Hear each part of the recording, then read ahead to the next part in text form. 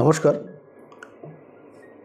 সকলকে স্বাগত জানিয়ে আমরা শুরু করছি আজকের রাশিফল এবং আপনারা দেখছেন অ্যাস্ট্রোলজার ডক্টর গৌতম শাস্ত্রীর ইউটিউব চ্যানেল।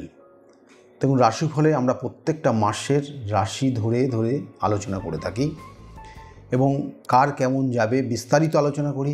কতটা ভালো কতটা খারাপ, তার জন্য কি করণ ক্রিয়া রয়েছে, সেটা করলে আপনার ক্ষেত্রে আরও ভালো হবে, খারাপটা কমে যাবে, এগুলোই তো আলোচনা করি। এবং আজকেও সেটাই আলোচনা করব যারা কন্যা রাশির জাতক জাতিকারা রয়েছেন, কন্যা রাশির জাতক জাতিকাদের কেমন যেতে পারে। দেখুন, রাশির সাপেক্ষে যে কানেকশানগুলো পাচ্ছে, অর্থাৎ রাহুর তার একটা ট্রানজিট রয়েছে 19 তারিখে মে মাসের, এবং তার সঙ্গে সঙ্গে বৃহস্পতির ট্রানজিট রয়েছে। একটা বৃহস্পতি খুব বড় গ্রহ এবং তার সঙ্গে সঙ্গে একটা বৃহৎ গ্রহ, যেহেতু তার 1 বছর সময়কাল একটা রাশিতে থাকে এবং তার ট্রানজিট রয়েছে, এবং সেই বৃহস্পতি গ্রহ ট্রানজিট হবে 15 তারিখে। এটা একটা কম্বিনেশন তৈরি করছে যেটা কন্যা রাশির ওপর, কারণ কন্যা রাশির সাপেক্ষে বৃহস্পতি কিন্তু চতুর্থপতি এবং বৃহস্পতি হচ্ছে সপ্তমপতি।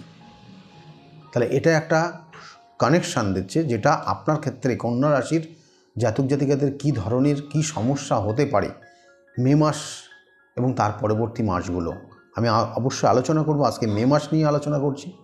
তাই মে মাসে প্রথম অবস্থায় দেখুন, আপনার ক্ষেত্রে শরীরের দিকে অবশ্যই নজর দেবেন।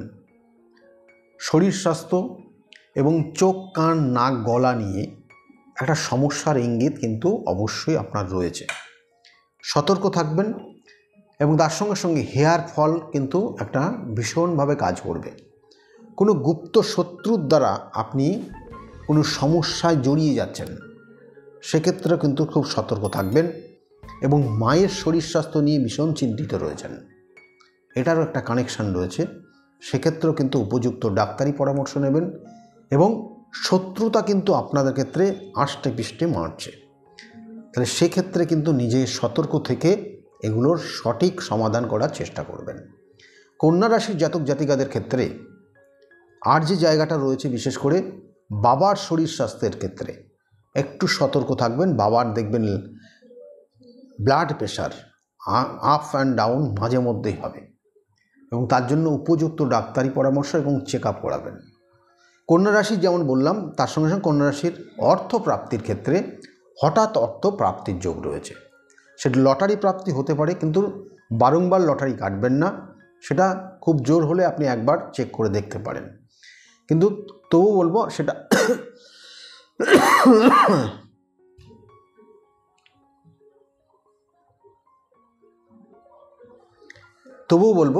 সেটা আপনার সবটা আপনার উপর ডিপেন্ড করবে। তাছাড়াও কিন্তু আপনার হঠাৎ অর্থ প্রাপ্তির একটা যোগ রয়েছে। যারা কন্যা রাশির জাতক জাতিকারা তাদের জন্য বললাম, হঠাৎ অর্থ প্রাপ্তির যোগ। কখনো কখনো আপনি কিন্তু যে জমানো অর্থ আপনি কিন্তু সেটা পাচ্ছিলেন না, হঠাৎ আপনি পেয়ে যেতে পারেন। কন্যা রাশির জাতক জাতিকাদের এই কানেকশানটা কিন্তু ভীষণভাবে রয়েছে। যারা চাকরি করছেন, চাকরি বা কর্মক্ষেত্রের ক্ষেত্রে যারা রাশির সাপেক্ষে দশম যে ভাব কানেকশান পাচ্ছে, সেই অনুযায়ী বলবো যে আপনার ক্ষেত্রে কিন্তু কিছু শুভ কানেকশান রয়েছে এবং কর্ম পরিধি আপনার বৃদ্ধি পাবে। এবং কর্মের যে চেষ্টা করছিলেন বিগত দিনে পাচ্ছিলেন না, তাদের জন্য বলবো যে হঠাৎ কর্মযোগ রয়েছে, হঠাৎ কিন্তু সমস্যার অবসান হওয়ার একটা যোগ তৈরি হচ্ছে, যেটা মে মাসে আপনি পাবেন।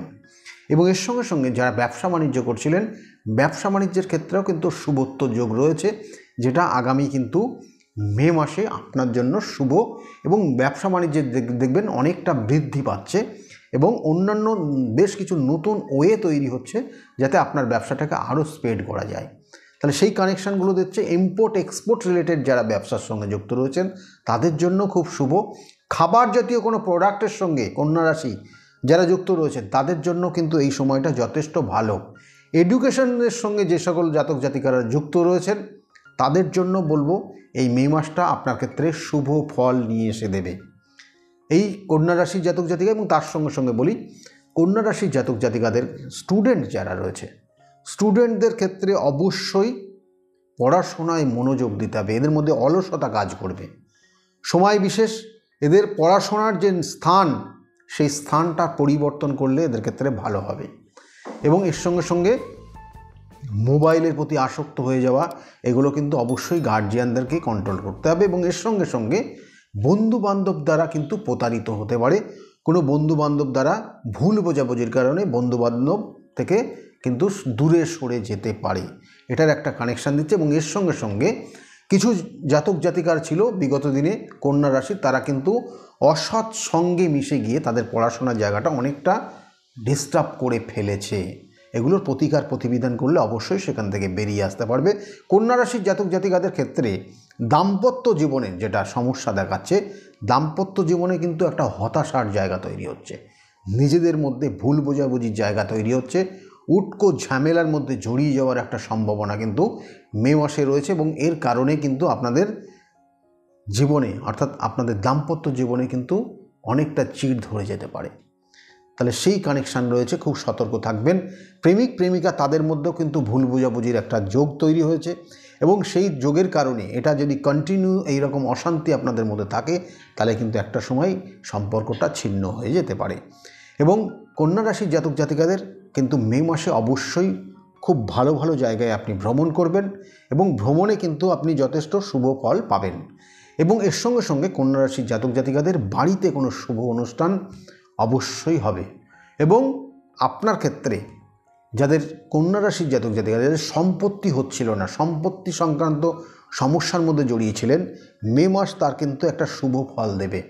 কন্যা রাশি হঠাৎ অর্থ প্রাপ্তি যেমন বললাম, এবং শুভ ফলের ক্ষেত্রেও কিন্তু হঠাৎই দেবে, সেটার কানেকশান রয়েছে। শত্রু কিন্তু যথেষ্ট রয়েছে, গুপ্ত শত্রু বা এমন কিছু শত্রুতা করে আপনার ওপর নেগেটিভ এনার্জি ক্রিয়েট করে আপনাকে কিন্তু আস্তে আস্তে সমস্যায় ফেলে দিচ্ছে। প্রথম অবস্থায় আপনার আর্থিক সমস্যা, তারপরের অবস্থায় আপনার ক্ষেত্রে দেখবেন অন্যান্য মানুষ থেকে আপনি আলাদা হয়ে যাচ্ছেন, আপনার শারীরিক সমস্যা তৈরি হচ্ছে, কোনো সময় হেয়ার ফল এবং হাতে পায়ের নখের সমস্যা তৈরি হচ্ছে। এইভাবে ধীরে ধীরে ধীরে ধীরে আপনি সমস্যাটা অনেক গুণ জড়িয়ে ফেলছেন। সেই জন্য কন্যা রাশির জাতক জাতিকাদের খুব সাবধানে আগামী দিনগুলো চলবেন। আর খুব